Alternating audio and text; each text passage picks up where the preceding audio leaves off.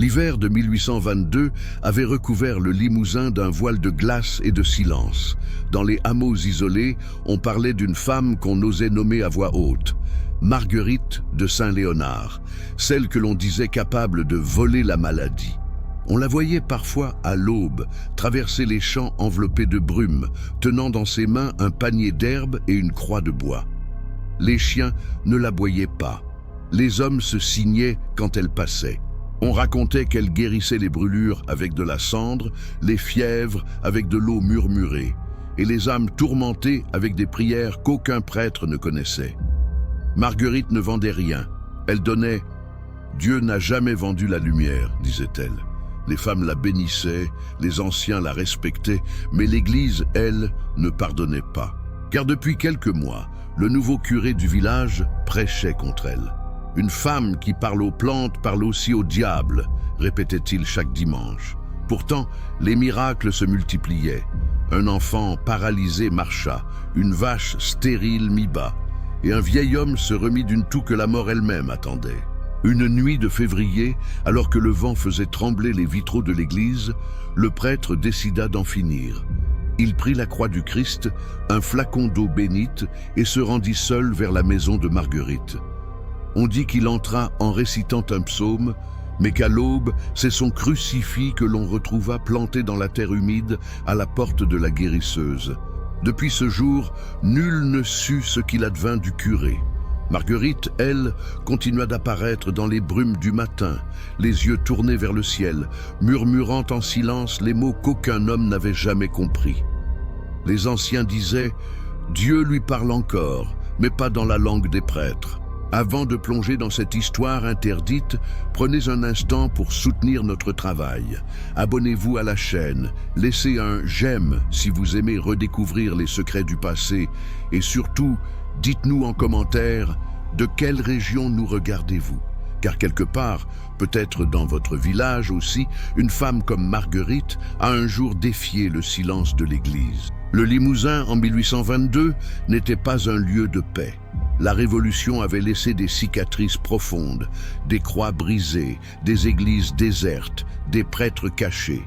Les campagnes vivaient encore entre la foi et la peur, entre la bénédiction et la malédiction. Et au milieu de ce monde suspendu vivait Marguerite de Saint-Léonard, une femme sans mari, sans maître, mais avec un don que personne ne comprenait vraiment. On venait chez elle quand la médecine échouait. Elle préparait des décoctions dans des pots de terre, récitait des prières en patois, traçait des signes sur l'eau avec un brin de verveine.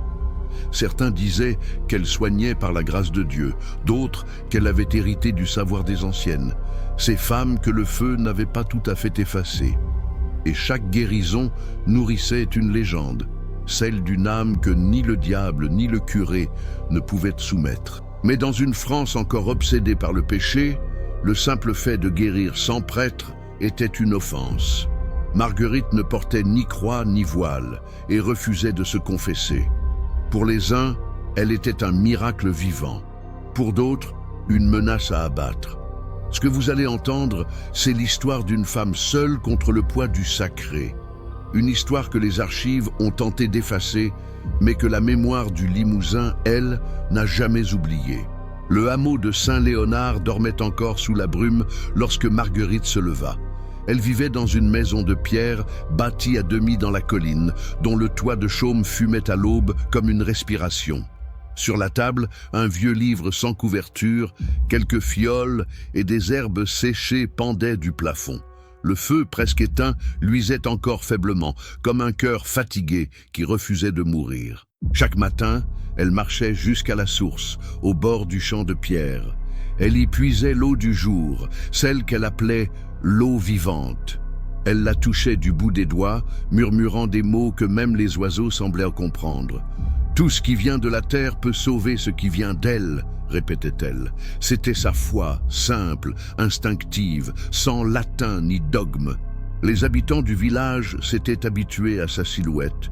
Une femme seule, vêtue d'un manteau noir, portant toujours une besace pleine d'herbe. Elle soignait les brûlures, les morsures, les accouchements difficiles. Les paysans venaient la voir discrètement, souvent la nuit, laissant une miche de pain ou un pot de lait sur le seuil. Marguerite n'acceptait jamais l'argent. Elle disait « On ne vend pas ce qui guérit ». Mais dans les ruelles étroites, on commençait à parler d'elle autrement. On racontait qu'elle connaissait le nom de chaque maladie avant qu'elle ne frappe, qu'elle avait guéri un enfant en traçant une croix à l'envers, qu'elle priait sans jamais lever les yeux vers le ciel. Les vieilles du village chuchotaient « Elle sait des choses que Dieu ne veut pas qu'on sache ».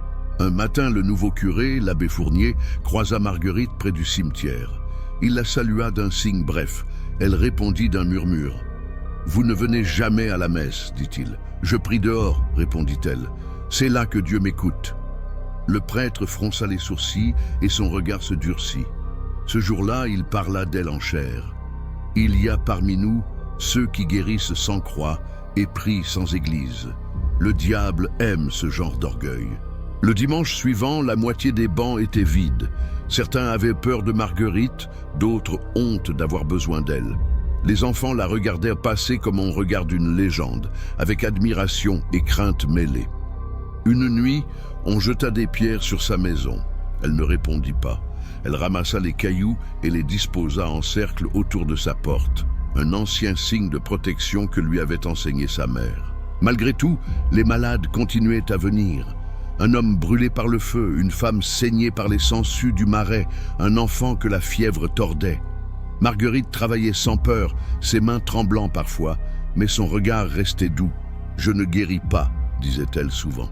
« Je rappelle seulement à la chair qu'elle peut encore vivre. » Un soir de pluie, une femme arriva en pleurs. Son fils, âgé de 8 ans, brûlait depuis 3 jours. Marguerite le prit dans ses bras, l'allongea sur la table, posa un linge froid sur son front et alluma 3 bougies. Elle prononça une prière lente, presque chantée, en patois du Limousin. La mère pleurait. L'enfant, au matin, ouvrit les yeux et demanda du pain. Le lendemain, la rumeur se répandit. Elle a ressuscité un enfant. Ce mot, ressuscité, était une faute dans un monde où seul Dieu pouvait ramener les morts. L'abbé Fournier entendit la nouvelle. Il fit sonner les cloches. Et du haut de la chaire, il prononça ces mots. Le démon ne dort jamais, même sous les traits d'une femme en prière. Marguerite, ce jour-là, n'alla pas à la source. Elle resta dans sa maison, le regard perdu dans la flamme du foyer.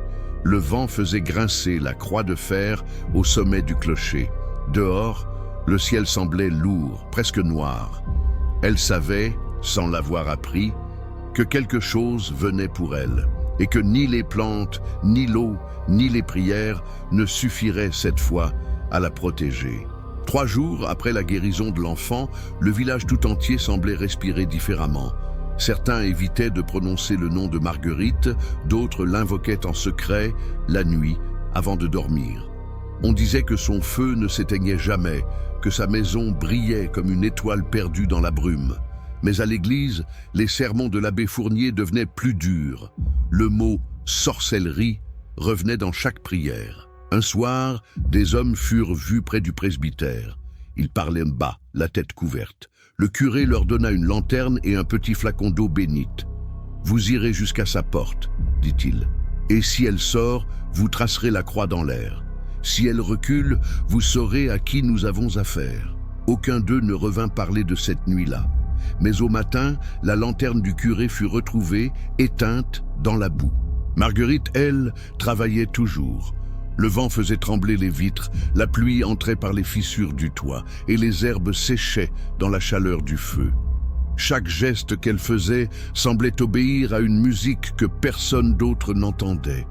Elle parlait peu, mais parfois, au milieu du silence, elle murmurait « Tout ce qui guérit brûle avant de renaître ».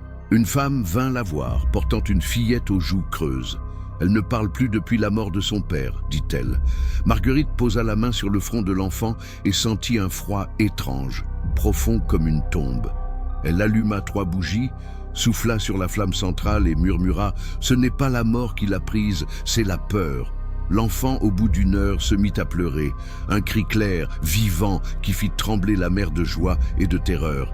Cette nuit-là, les cloches sonnèrent d'elles-mêmes. Le vent ne soufflait pas et pourtant les habitants du village entendirent le glas résonner depuis le clocher. Certains se signèrent, d'autres murmurèrent « C'est le diable qui répond à la guérisseuse ». Le lendemain, l'abbé Fournier convoqua les anciens du village. « Il faut purifier le lieu », dit-il. Dieu se tait parce que quelqu'un parle à sa place. Marguerite sentit la menace. Elle alla jusqu'à la source au petit matin pour y puiser l'eau du jour. Mais la pierre était fendue et l'eau trouble. Elle comprit. Elle prit une poignée de terre, la porta à ses lèvres et pria « Si je dois tomber, que ce soit dans la boue du monde, pas dans la bouche des hommes. » Au village, on parla d'une procédure. On envoyait parfois un prêtre de la ville pour interroger les âmes perdues. Le curé écrivit à l'évêché. Dans sa lettre, il décrivait Marguerite comme une femme d'apparence pieuse mais d'esprit insoumis, capable de troubler la foi du peuple par des pratiques non autorisées. On lui répondit « Agissez avec prudence, mais agissez ». Le dimanche suivant, l'église était pleine. L'abbé Fournier monta lentement à la chaire. « Dieu nous met à l'épreuve », dit-il. « Il a envoyé parmi nous celle qui soigne sans croix, prie sans livre et attire à elle les faibles. Mais souvenez-vous, même l'ange le plus lumineux peut cacher le serpent. » Ces mots tombèrent dans le silence, comme des pierres dans un puits. Marguerite, pendant ce temps, restait seule dans sa chaumière. Elle entendait les cloches au loin, le vent contre la porte, et parfois, des pas qui s'arrêtaient juste derrière le mur. Le feu brûlait faiblement. Elle posa la main sur la flamme, comme pour s'assurer qu'elle était encore vivante. Une larme roula sur sa joue. « Ils veulent purifier le feu », murmura-t-elle. « Mais le feu, c'est tout ce que Dieu m'a laissé. » Cette nuit-là, le ciel s'assombrit d'un seul coup. Le vent se leva avec rage et la pluie frappa comme une main divine sur les toits. Dans le presbytère, la croix du mur tomba d'elle-même. Et dans la maison de Marguerite, la flamme du foyer grandit, sans vent, sans bois, jusqu'à illuminer la colline entière. On dit que dans sa lumière, on crut voir deux silhouettes, l'une priant, l'autre se débattant.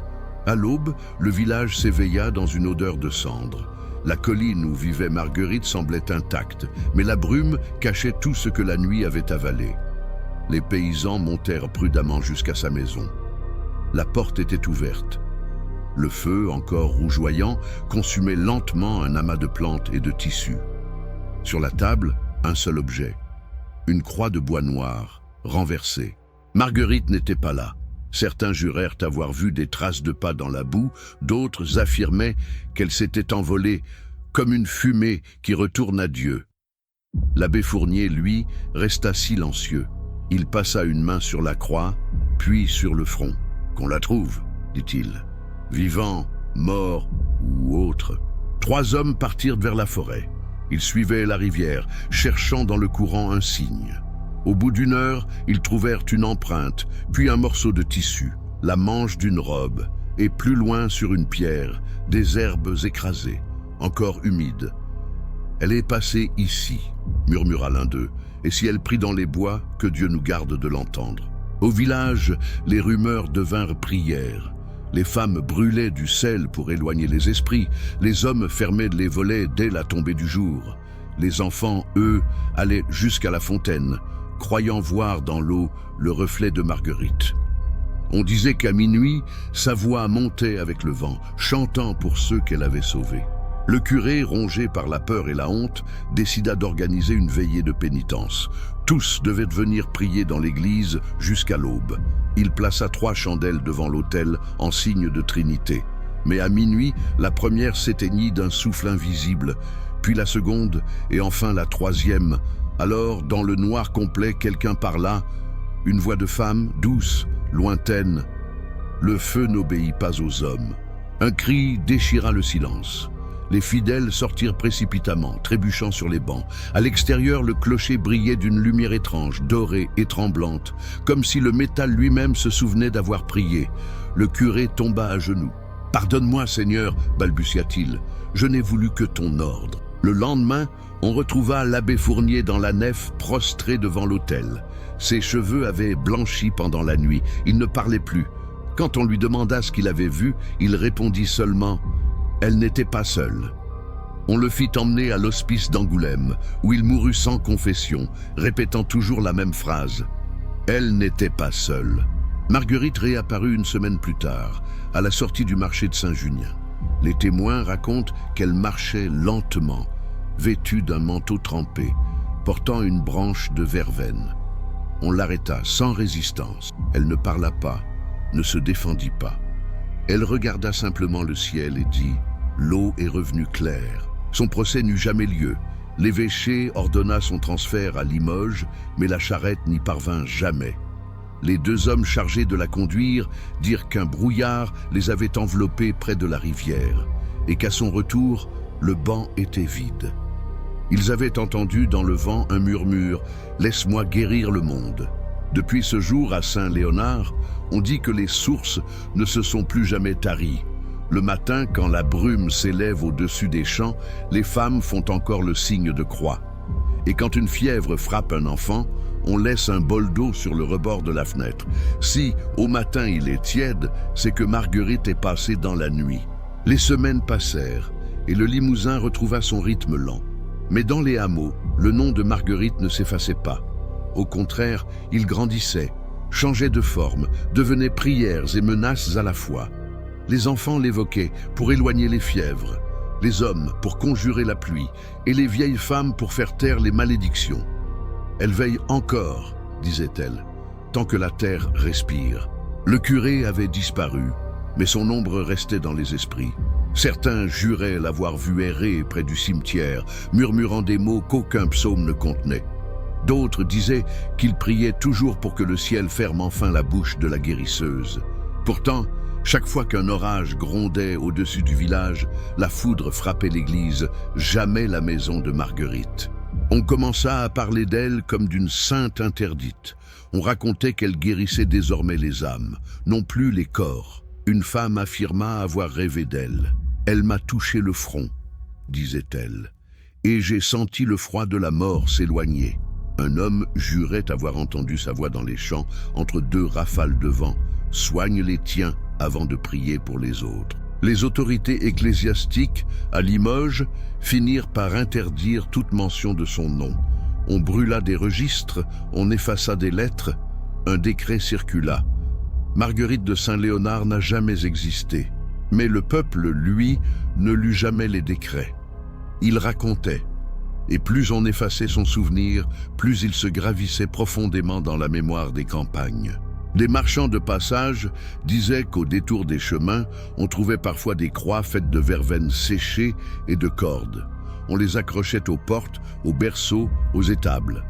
Quand un animal tombait malade, on laissait ces croix trempées dans l'eau avant de la faire boire. « C'est l'eau de Marguerite », disaient les anciens. « Elle rend ce que la peur prend. » Une année, une épidémie frappa le Limousin. La fièvre prit les enfants d'abord, puis les mères. Le nouveau prêtre venu de Brive priait chaque jour à genoux, mais les cloches sonnaient toujours le glas. Un soir, désespéré, il ordonna qu'on porte un seau d'eau devant l'autel pour rappeler le miracle de la guérisseuse. Les anciens l'avertirent, « Ce feu n'est plus celui des hommes. » Mais il insista. Cette nuit-là, le seau déborda sans qu'on y touche. L'eau coulait sur les marches, comme une bénédiction renversée. Les malades guérirent. Au matin, la rumeur parcourut toute la région. Marguerite avait rendu la vie à ceux que Dieu semblait avoir oubliés. Et dans les champs, la brume formait des silhouettes, comme si le vent lui-même portait sa mémoire. On lui construisit un petit oratoire, à l'endroit où l'on disait que sa maison se dressait jadis. Pas de statue, pas de croix, seulement une pierre ronde, polie par les mains. Les femmes venaient y déposer des fleurs séchées, des bouts de linge d'enfant, des brins d'herbe. Les prêtres fermèrent les yeux. Ils savaient que les guerres de foi se perdent toujours contre la foi du peuple. Chaque année, au mois de février, quand la neige commençait à fondre, les habitants de Saint-Léonard allumaient 3 bougies devant leur porte. Ils disaient « pour qu'elle voie le chemin ». Certains affirmaient qu'à la 3e flamme, une ombre passait devant la fenêtre, silhouette mince, les cheveux couverts de givre, tenant dans sa main une branche de verveine. Et dans la mémoire du Limousin, on raconta longtemps que Marguerite n'était ni sainte ni sorcière, mais simplement femme. Femme d'un Dieu qui parle dans la pluie, guérit dans la boue et pardonne dans le feu. On disait, elle n'a pas défié l'Église. Elle a simplement rappelé à Dieu qu'il avait oublié ses enfants. Le Limousin n'était plus seul à murmurer le nom de Marguerite. L'histoire franchit les rivières, les forêts et se glissa jusque dans les bourgs du Poitou et les plaines du Berry. Les colporteurs la racontaient sur les marchés, entre deux ventes de chandelles ou de sel. Partout, la légende changeait un peu.